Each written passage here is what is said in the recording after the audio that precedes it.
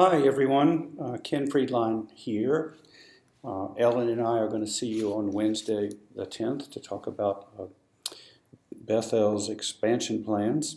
But the board asked for some information ahead of time, and we prepared that information and had a few words to go along with it, just to accompany it. So as you get ready to do your homework, bear with me and I'll kind of walk you through a dozen slides or so of what we have in mind for you. The goal in carrying Bethel's 2015 master planning effort into this new year, 2016, has been to explore the possibilities for unifying the community in a single, modestly expanded, but thoroughly updated building at a cost that seems attainable.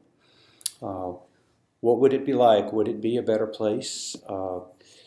Would it be more welcoming? Would it come close to matching the vision of the safe, sustainable, inclusive community that's been the inspiration for your planning process, now entering its third, maybe longer year?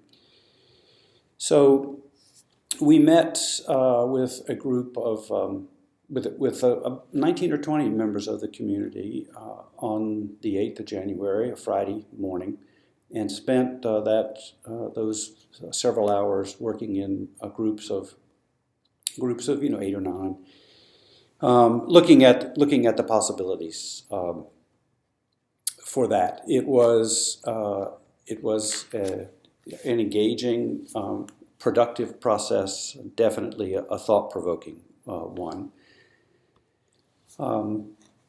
But there were the thoughts that were generated there in this workshop. They helped us identify priorities for what a one-building solution for Bethel needed to accomplish. So what we have to show you today is an improvement plan that takes into account those priorities as best we could. It's also a plan that could be done at one time, or it could be done in phases.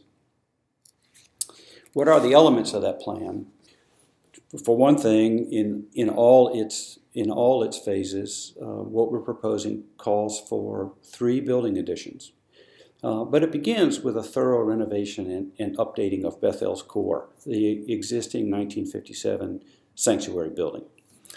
The renovations would replace obsolete heating and air conditioning, tune up serviceable systems where possible, replace original glass with energy-efficient windows, put on a new roof, add needed electrical outlets, freshen floor coverings, and improve acoustics in the sanctuary and the social hall. An important part of the plan and of the renovation aspect of it are the improvements we imagine that will take shape in the lobby.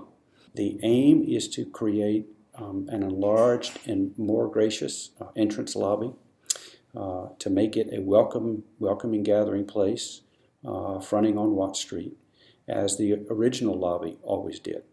There'd be another skylight to further brighten the space, and the entry pergola that has been sort of a landmark about how you occupied your block would be reconstructed a little closer to the street, but nevertheless making that connection undercover, possibilities for benches and places to stop, connecting the parking to the entry. A sense of arrival was what we heard people ask for.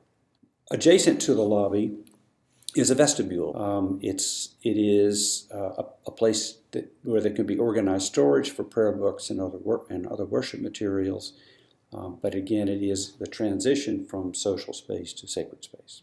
In the sanctuary itself, we show a reconfigured arrangement to provide for an east-facing orientation for the congregation, with movable seating for the most flexibility you can get, and also for greater comfort. And also a bema that could be moved or reoriented depending on the seating configuration that was in use on any particular Saturday. Also in the existing building, the existing spaces adjacent to the sanctuary would be reconfigured.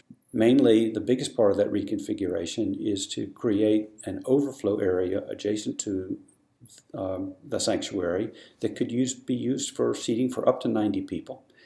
It could also be closed off from the sanctuary and used as a chapel for smaller worship activities. That would also provide a flexible meeting space at other times. The library is moved, and it's a little smaller than it is now, but it's still appropriately sized, and it also would function as another meeting space. The stairway to the lower level has been moved in this plan. It's relocated and reconfigured to make a safer passage than it now provides. So this is one of the new pieces. This is a small infill piece between the kitchen and the lobby. It would allow new, updated, larger restrooms to be built to serve the congregation, take them out of the social hall, and make way in the social hall for storage for tables, chairs, and other things that go with having such a large multi-purpose space.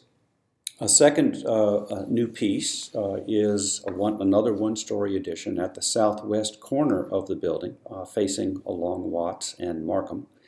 And this is to make space for staff offices and shared work areas, still in close proximity to the entrance. Space that is being given over in the renovation to make for the enlarged sanctuary it actually takes space that causes us to want to move the administration function into new quarters to make room for those other spaces more related to the sanctuary. And then the third piece of the expansion plan is a two-story addition at the north end of the existing sanctuary building. That is the end where the social hall now ends. This extension of about 32 feet would create almost actually more than a 50% enlargement of the social hall. It would allow Bethel to host larger social events, and it would greatly expand worship seating for the high holiday services. On the lower level, the addition would provide 2 more classrooms for the preschool and or the Hebrew school to use, and also a multi-purpose assembly space that could be there for, meetings, a meeting venue, or could also be used, for example, to stage a potluck dining event that can't take advantage of the kitchen. The entire plan that we're showing you adds about 5,000 square feet to the 17,500 square foot existing building. It would provide seating for at least 350 at services using the enlarged sanctuary space, and at least 875 all told if the entire social hall were given over at, for example, the high holidays. The probable project cost, we call our budgeting at this point, is $4.1 million. So if that cost is out of reach, the project could be done in phases. An initial phase, we recommend, would provide all the renovations that we've discussed to the existing building. It would reconfigure the sanctuary and the lobby. It would construct the new restrooms and the office meeting room additions that we discussed. The only thing that would not happen that we've discussed in the first phase would be the 2-story addition at the north end. That could be done at a later time. If done in phases, this first phase could accommodate 350 people, the same 350 people using the expanded sanctuary space, and at least 675 worshipers using the social hall. In fact, it would probably accommodate more because you now get more people in there than that, and there's no reason you couldn't squeeze in if you need to. The renovations in the first phase with the 2 building additions, which account for about 2,200 square feet of additional new space, carry a probable project cost of $3.2 million.